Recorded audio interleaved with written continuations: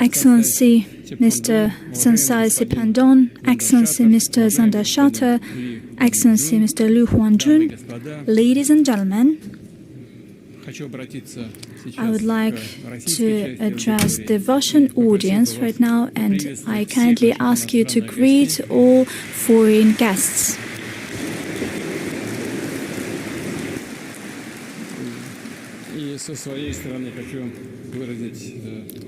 On my behalf, I would like to express my appreciation to foreign guests that came to us, that show interest in working with us, and they deemed it possible to spend their precious time. Russia, Vladivostok once again welcome participants and guests of the Eastern Economic Forum coming from over 70 countries of the world. This year, the forum is taking place for the 10th time already. Let me remind you that the idea to organize it was implemented at the beginning of the new stage for the development of the Russian Far East, at the beginning of the huge effort that seeks to create broad opportunities for citizens, the youth, primarily for the business, to fully unlock resource, industrial, logistical potential of the strategically important region of Russia, to increase the living standards of those who live here. Today's anniversary Eastern Economic Forum is not just an occasion to take stock of joint actions of authorities, businessmen, civil society, but also to outline future steps, our long-term plans in the Russian Far East, to enhance its role both in the Russian economy and in the international relations system, primarily in the dynamically developing Asia-Pacific. As you know, the development of the Russian Far East and Siberia was outlined as the national priority of Russia for the whole 21st century. It was stipulated in the address of the Federal Assembly in late 2013. Later on, we started shaping and updating the legal framework. We have launched the whole set of tools to support business, including advanced development territories, the regimes of the free port of Vladivostok and the preferential regime on the Kuril Islands, the special administrative area in the Ruski Island. We have launched large-scale plans to strengthen transport, energy, utilities infrastructure. We made decisions to support housing construction, repair and building of social facilities, schools, kindergartens, clinics, hospitals, sports facilities. And these efforts are brought together in a great state program for the development of the Russian Far East. It outlines ambitious goals of advanced economic and technological growth, improving the prosperity of citizens of the Far Eastern regions of Russia. And these efforts yield expected results. Over the past years, on many key indicators, primarily economy-wise, the Russian Far East has ranked top, outpacing the national rate.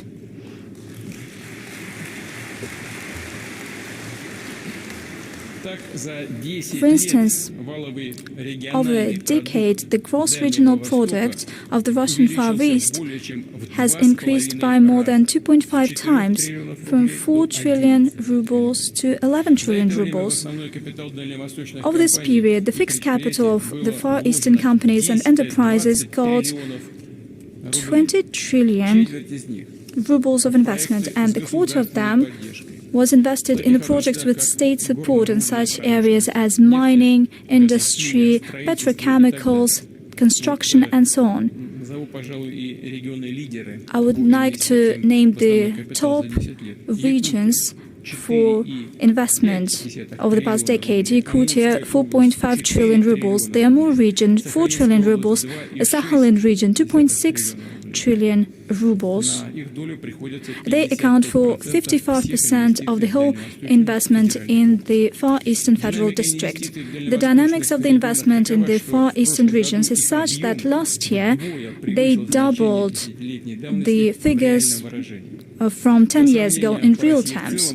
For reference, in Russia overall it proved to be 1.5 times higher. It is also a good result, but still it is better in the Far East. Today, the Russian Far East gets double the investment per capita if we compare it with the national figures. What does it mean? It means that we're shaping not just a modern industrial base, but basically the new industrial map of the region. That's what it means. It already has and gets thousands of new growth hubs, including world-class enterprises such as the Baimsky mining and processing plant in Chukotka, the Udokan copper in the Baikal region, the gas processing plant and the gas chemical facility in the Amur region, the Nahodka fertilizing plant, as well as the Zvezda shipbuilding complex in Primorye, hydrometallurgical plant in the Khabarovsky region, and other facilities. The growing business entrepreneur activities, expanding economic opportunities of the Russian Far East is the foundation for future development of the region. It is important to keep the sustainable momentum in traditional sectors in areas that are already on the rise. It is necessary to develop infrastructure logistic ties to ensure reliable supplies of affordable and clean energy and resources, of course. I would like to note that the mineral base of the Russian Far East and the mining in the region is expanding. The mining of coal and gold in the region over the past 10 years have increased by almost 1.7 times, including thanks to the subsoil licensing following an application. This principle allowed us to attract private investment more actively in the geological exploration to increase manifold the number of new field discoveries, including such large fields as the gold and copper deposit Lugakan in the Baikal region and gold and silver deposit Roman in Yakutia. I would like to specifically mention the rare and rare earth metals that are used in high-tech sectors in instrument engineering, nuclear engineering, radio electronics, and so on. Oftentimes, these resources are piling up in dumps during the exploration, including here in the Far East. And the system for accounting such stocks has been put in place. Once the technologies are developed, they can be extracted and used. I've talked about the relevant programs at St. Petersburg International Economic Forum. At the same time, we need to regularly take stock of such valuable components throughout the whole chain, including during the processing and export as components and as concentrates. Besides that, we need to introduce cutting-edge technologies to enrich ore of rare and rare earth metals and their processing, and to boost their demand inside Russia in new production facilities. 6 months ago, in February, we agreed to adopt a long-term plan for the development of rare earth industry. I asked the government of Russia to do that no later than November this year. Next point. On the eve of the plenary session, we had a meeting on the energy of the Russian Far East. I believe that many of you noted that. And clearly, with the development of economy and social sector, the need in energy in the region would only grow. And thus, we need to plan the commissioning of capacities in such a way so they would meet the growing demand of business, cities, and towns and cities. We are talking about the development of gas, modern coal generation, as well as nuclear generation, and certainly the use of huge potential of hydro energy. In the rivers of the Russian Far East, there already are and should be new hydropower plants. They generate green energy, and their construction requires modern engineering solutions, and our leading company, Rushydro, has such best practices. But clearly, to develop hydro energy, we need to have serious capital investment. The instructions have already been given, and I expect that the government and the colleagues in regions will continue to focus on the development of small and big hydropower plants. Let me highlight, in this case, we're not just talking about economy. Part and parcel for the development of hydro energy is the responsible water management, long-term flow management, flood prevention, it has a direct impact on environment, agriculture, and security of cities and towns. And certainly, the rivers of the Russian Far East are natural transport routes. They link territories, they ensure supplies of cities and towns within the northern delivery. In this regard, a separate issue is logistics. Over the past years, the load on transport system of the Far East has increased significantly. The region strengthens its ties with foreign countries, and this requires upgrading of car and railroad routes, expanding marine terminals, creating modern transport hubs with robotic warehouse and digital cargo processing. We'll continue to upgrade the Eastern Railway network, the Baikal-Amur Main Line and the Trans-Siberian Railway. In 2032, the throughput capacity should be increased to 270. Should be increased 2 times than we have in the beginning of this year. We are to further expand rail access to seaports. They are dynamically developing thanks to private investors. Over the past decade, the port capacity in the region have been doubled, and currently they amount to almost 380 million tons of cargo per year. In line with existing federal projects, the port capacities of the Russian Far East should increase to 2030 to 115 tons of cargo per year in addition. We have already built transport bridges to China, Nizhny Leninsk, Tunzan, and Blagoveshchensk. We also plan to build new bridges, including to the DPRK through the Tuman River. It should be opened next year. We need to actively develop transport and logistic hubs close to these bridges in order to use their capacities, throughput capabilities as much as possible. Besides that, we modernize border crossings.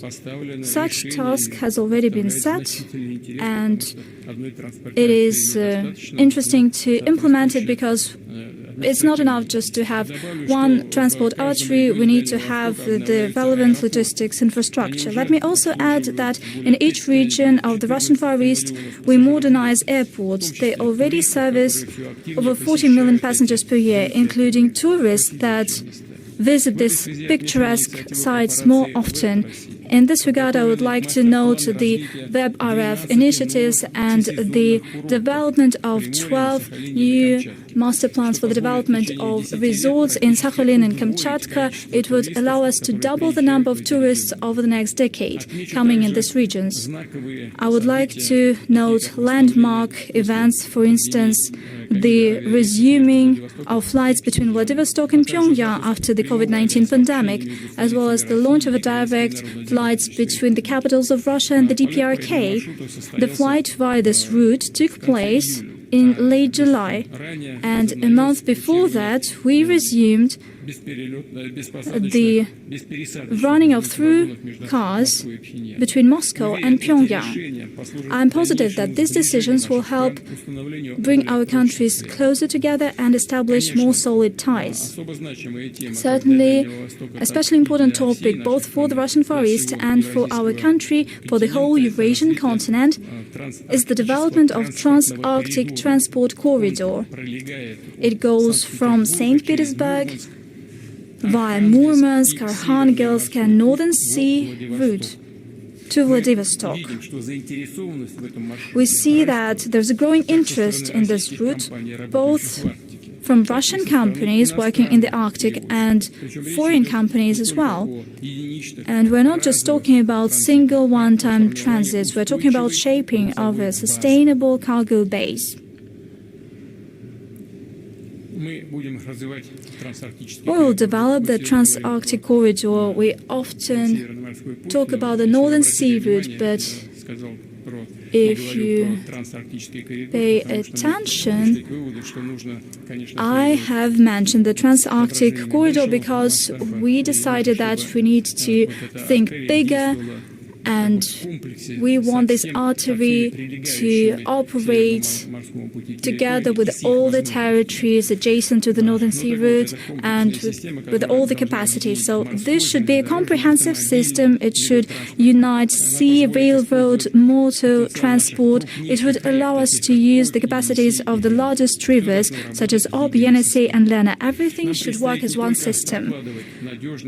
We are not simply to build reliable, safe maritime routes and ensure all-year operation of the Transarctic corridor. We are to work on the coast as well. I'm talking about the development of communication and navigation, the vessel maintenance and emergency infrastructure, and certainly modernization of seaports in the Arctic and in the Russian Far East. By the way, yesterday we opened the multimodal complex Artyom here in the Primorsky region. It processes containers that are shipped from the Russian Far East to the Russian Far East, both from abroad and from the Russian regions. It should increase the efficiency of the northern delivery. It is crucial that such modern transport logistic hubs in our country to grow in numbers and to develop, to ensure that deliveries are faster and more efficient. And let me highlight that in such hubs, in logistics centers, it is important to use cutting-edge, including unmanned technologies. Next point, the Transarctic corridor should benefit primarily the Russian economy and our regions of the Far East, Siberia and the Arctic. It should take into account the cooperation between them and open new business opportunities. Hence, I would like to highlight two important areas of development. First, the establishment of modern shipbuilding centers. They should produce the whole range of vessels working on this route, from tugboats and auxiliary ships to bulk carriers and ice-class LNG carriers, as well as ultra-powered icebreakers. And secondly, in order to increase the efficiency of the Transarctic corridor, we need to establish new hubs. And I kindly ask the colleagues from the Maritime Board to assess these ideas, whether they are reasonable, and to give their proposals in this regard. Back in the day, good impetus for the economic growth and private initiative in the Russian Far East was given by new and cutting-edge initiatives for our countries. For instance, the advanced development territories. I would like to remind you that the law on these territories was adopted in late 2014, and the mechanism was launched the next year, in 2015. The task was to ensure that the Russian Far East has truly globally competitive business conditions. That is why we developed these regimes, building upon best practices of business investment climate, including of the Asia-Pacific. What are the benefits provided by this mechanism today? Well, colleagues know about them, mainly. Nevertheless, for our guests, I would like to reiterate that. First of all, these are lowered insurance premiums rates. 7.6% for next year, for 10 years, the zero federal income tax for 5 years, reduced regional income tax. For the first 5 years, it would be 0 to 5% and 10% for the next 5 years. A preferential rate for mineral tax. Besides that, the advanced development territories provide for the free customs zone, as well as partial reimbursement of infrastructure costs and preferential business loans. Why am I talking in so much detail on the terms of the advanced development territories? They are unique for the business, not simply for our countries, but also for many other countries, for our colleagues and friends from other countries. The instrument has proved to be efficient. It allowed us to launch many investment projects and to systemically support businessmen and companies at the most important stage, at the construction stage, when the production is streamlined and when the full design capacity is reached. 18 territories were established in the Far East, where 300 residents are operating. They invested almost 4 trillion rubles of investment, creating 95,000 jobs. The government has repeatedly made decisions to expand the borders of specific advanced development territories to fit new projects. And given the accumulated successful experience, I suggest we make a drastic step. Seamlessly preserving terms for active investors to launch throughout the whole territory of the Russian Far East and Arctic the united preferential regime for business starting from January 1st, 2027. We're talking about making it easier to support businessmen, companies, and their new projects. In other words, no matter where investor comes, in any Russian Far Eastern or Arctic region, city or settlement, he will always have the right to benefits. Let me highlight, as we launch the united preferential regime, we will keep the terms for active investors in the advanced development territories. There should be no worries about possible changes.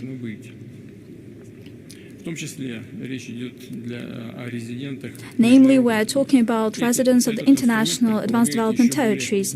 This tool provides for more extended income tax benefits and the so-called grandfather clause.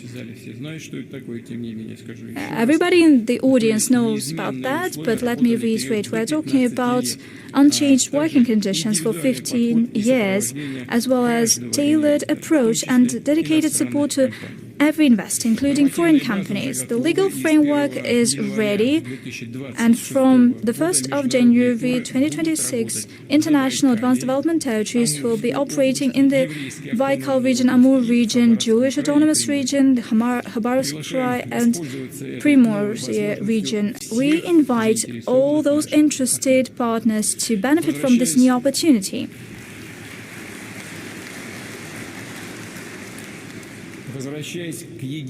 Getting back to the united preferential regime in the Far East, I would like to know the following.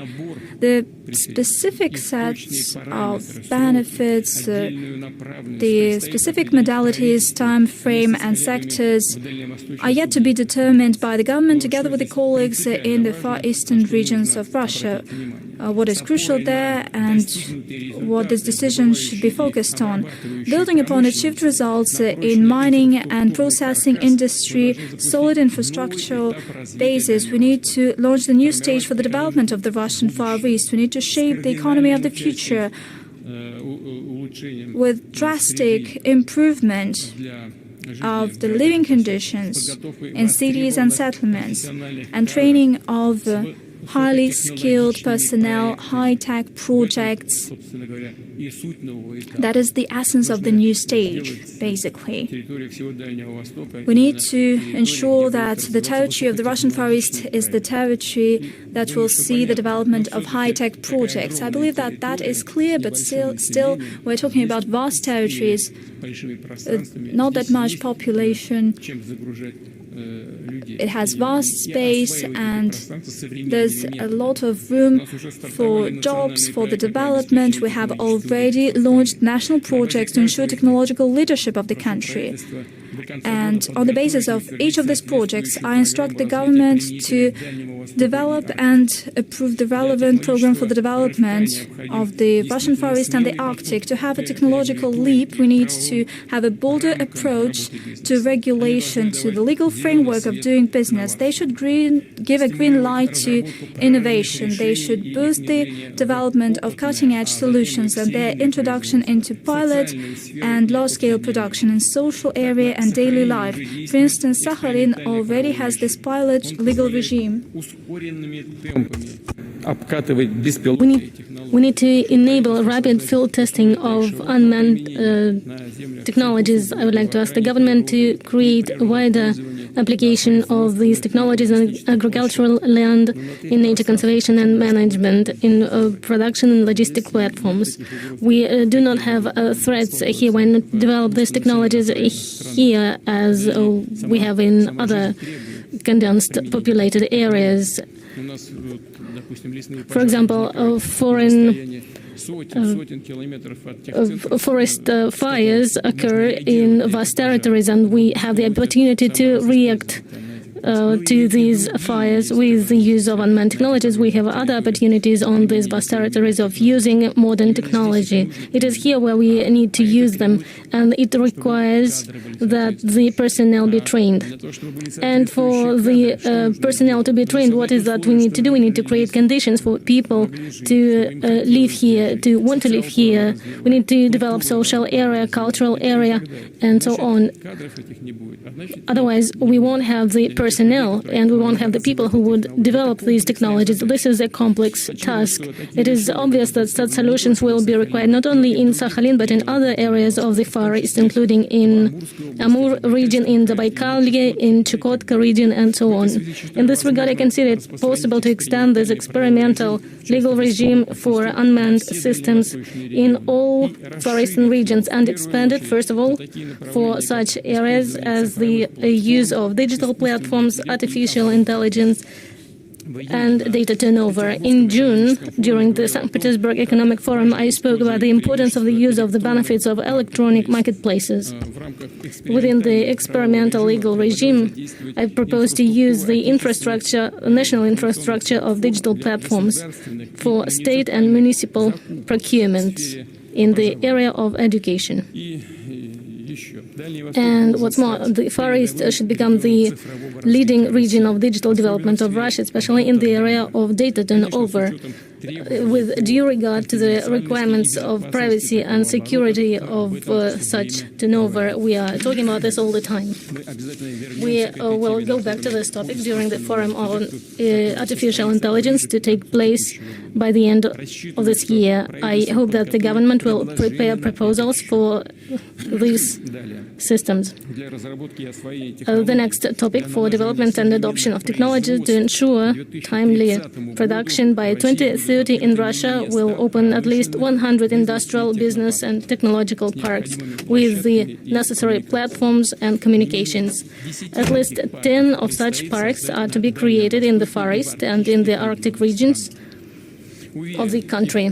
I'm convinced that the modern infrastructure and opportunity will be in demand by the companies that are at the start of their projects or implement promising initiatives, including plan to manufacture products designed to substitute foreign equivalent, including construction materials, medical equipment, transport equipment, and so on. To stimulate the development of national production, we need to create wider conditions for wider use of the so-called offset contracts, when the investors invest in new factories, workshops, enterprises against guaranteed government orders. Also, it is important to develop the practice of offset contracts among the regions of Russia when the production is opened in one subject of the federation and the products under the guaranteed orders are supplied to several other regions. A separate issue with regard to the financing of innovative ideas and new technological projects. Here, the efforts of the state is important, but not only that, mostly the private investors attracting venture capital. A good example is a Vladivostok fund that supported about 40 companies in robotics, medicine, space technology. I would like to ask the colleagues from the government to carefully study the experience of this fund and to help scale up the work of this fund to support other projects of technological leadership of Russia. Please pay attention to this as a priority. It is important to develop in the Far East the transparent, modern, efficient financial ecosystem. We already have the Eastern Exchange, the stock exchange center of the East. I propose to continue working on that and develop financial channels, regulatory bases, incentives for placing corporate shares. Dear colleagues, the development of the forest of the Arctic, building the economy of the future, should improve the well-being of people, increase their income, lead to structural changes in employment in favor of the skilled and well-paid jobs. This is the logic and the cross-cutting theme of the strategy that we are implementing in this region and all over the country. I would like to say once again, the economy of Russia should become a high-wage economy. And it's not nothing, it's not populism. There is an economic idea behind this. In the last 10 years, the average salary in the Far East increased 2.5 times, and by the results of the last year, it was more than 100,000 rubles per month. The unemployment level reduced from 7 to 2.5%. In all Far Eastern subjects of the Federation, the poverty level have declined. In most of them, it is still higher than the average in Russia, and we have something to work on here, but in general, the dynamics is good, it's positive. The general number for Russia from 2014 to 2024, the poverty level reduced from 11.3% to 7.2%. And among Far Eastern regions, the poverty level is lower than the average national average. In Sakhalin, it is 5.3%, Magadan 5.9%, in Chukotka region 4.4%. We remember that at the background of problems and hardships in the economy and social sphere in the end of the last century, people started to leave the Far East. It was a threatening tendency that was very hard to break. However, we are gradually succeeding. I would like to give us significant figures. From 2014, for over 5 years, the migration outflow in the Far East was 211,000 people. For the next 5 years, it reduced to 109,000 people. It's a big number, but it's a significant reduction to almost 2 times. In 2020, for the first time, we saw the migration inflow of 24,000 people. It's not a big number, but the fact of a change in trend is a serious achievement. What is of the most important to note, the young people started to go to the Far East from all over the country. Starting with 2015, for 9 years, we see the influx of young people aged 20 to 24. Last year only, it increased more than twice compared to the previous year.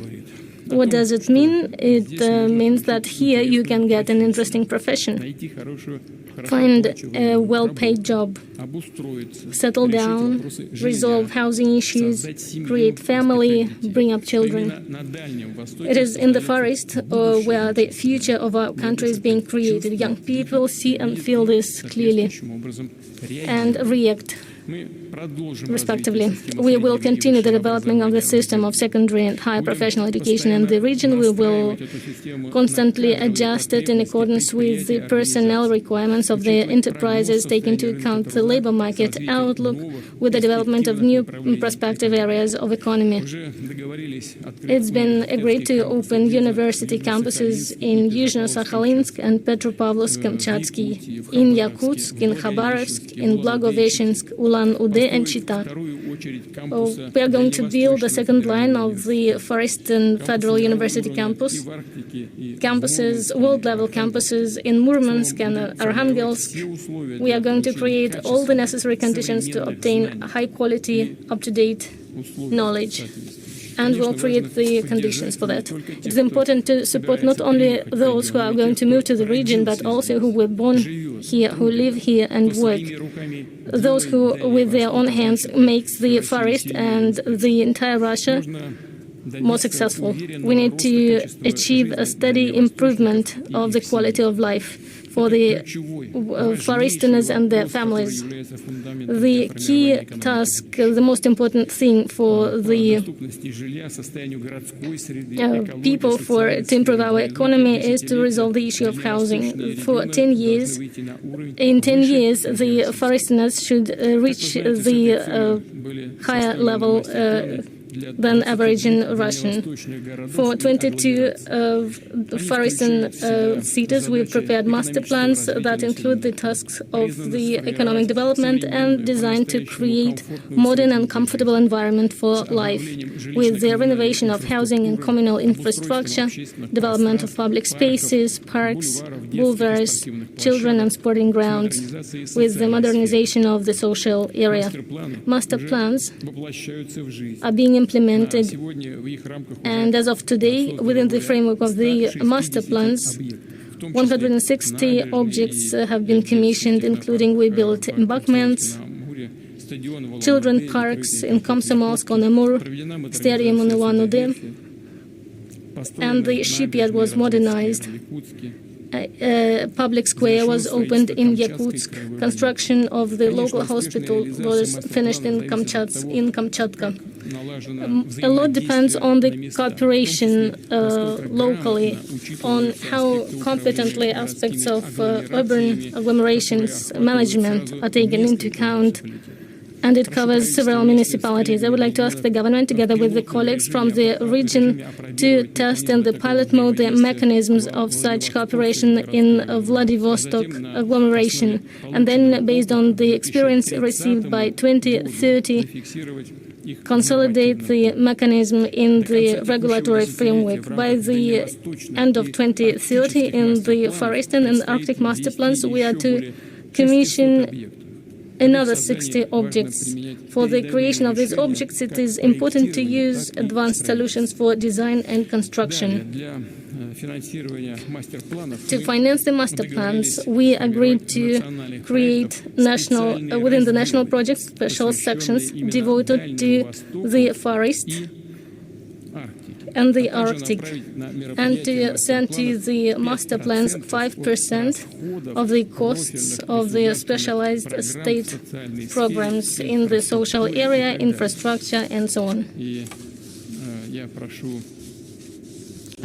I would like to ask the Ministry of Finance to pay attention that these decisions have been taken. Yes, there is a lot of work there. We need to be attentive to all the programs, but I would like to ask you to allocate 5% to these means and resolve the tasks of the region.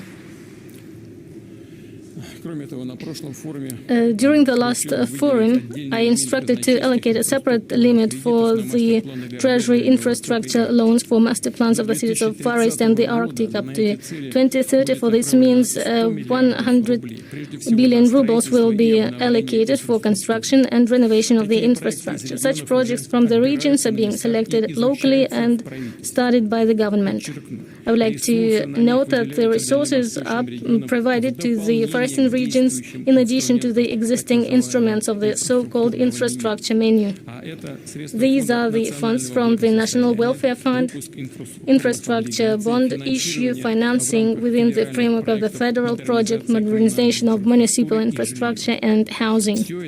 All this is an important contribution for the development of housing construction in the forest, to increase the affordability of housing for families in the forest. In 2015, in the region, we commissioned 2.9 million square meters of housing, and the last year it was 4.7 million. The great role was played by the mechanism of the forest quarter with incentives for developers and the program of the Forest and Arctic mortgage with 2% interest that was designed for young families, families with children, participants of the program Forest and Arctic Hector. In accordance with this mortgage program, we provided 165,000 loans. We prolonged the program up to 2030 and included the participants of the special military operation, employees of defense industry, enterprises, doctors and workers from the educational area. Well, these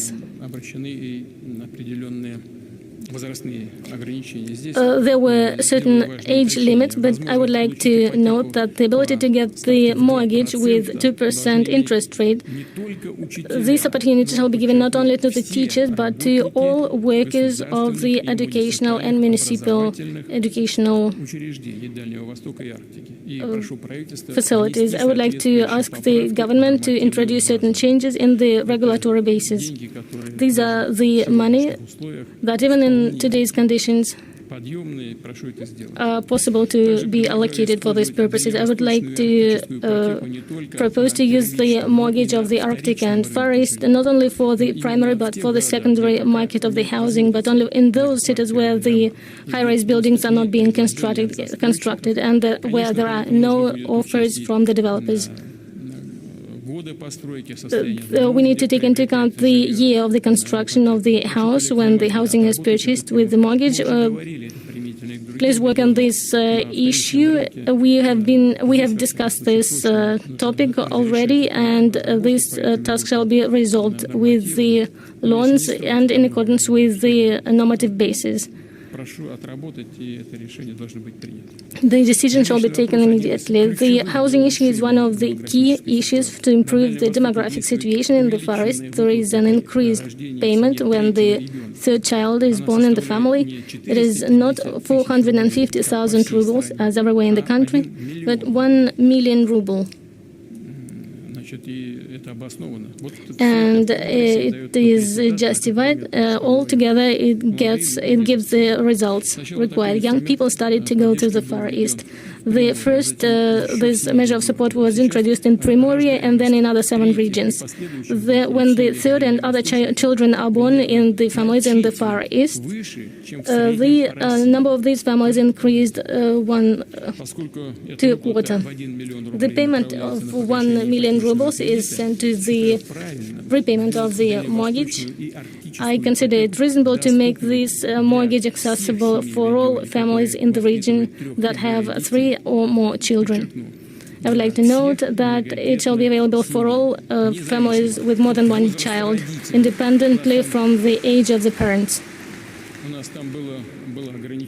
There was a limit, 35 years old, but now women give birth to children when they are older than 35, 40 and older. The more children we have, the better.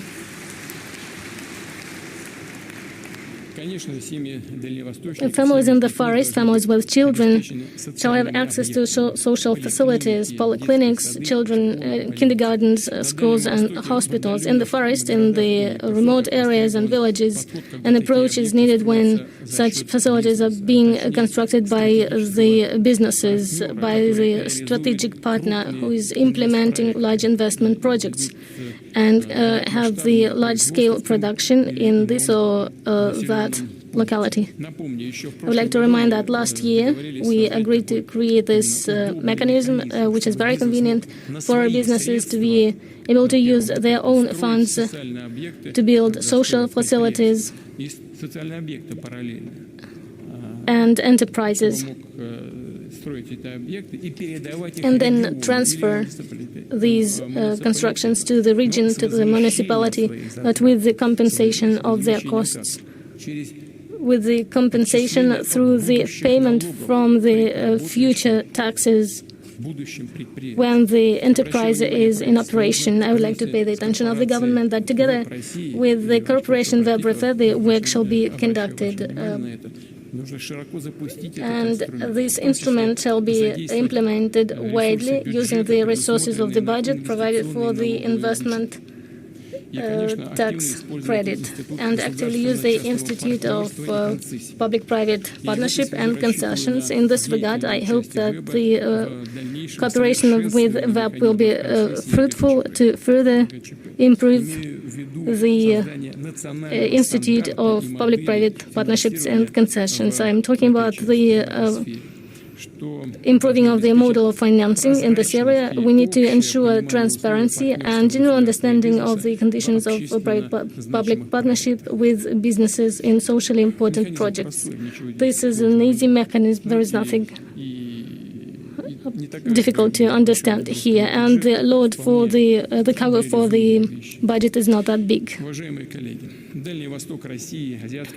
Dear colleagues, the Far East of Russia, the Asia-Pacific region, is a territory of dynamic changes and rapid development. We need to maintain a high pace of positive change, improve the infrastructure of the national economy, improve technological capabilities, and to use more efficiently resources, production, logistic, and science potential that the Far Eastern regions have and the country in general has. For this, we need to actively test, widely introduce bold, innovative solutions in the regulatory framework, the conditions of operation of businesses in solving problems that define the quality of life of our citizens. These are the approaches that have been approved here in the Arctic and in the Far East. We will continue working on them, adjust them to the demands of the population and in accordance with the requirements of the businesses, in accordance with the national interests of Russia. In this work, the systematic comprehensive approach is important. The ability to look ahead, see the prospects, set big goals, and calculate plans to achieve them. That is why, by the results of the current forum, I'd like to give the instruction to the government to approve a long-term development strategy for the Far Eastern Federal District until 2036. I would like you to perform this work until the end of this year. There is a lot of work ahead here in the Far East, in the Arctic. And I would like to note, dear colleagues, that we are open for all who are ready to participate in this work. Thank you for your attention.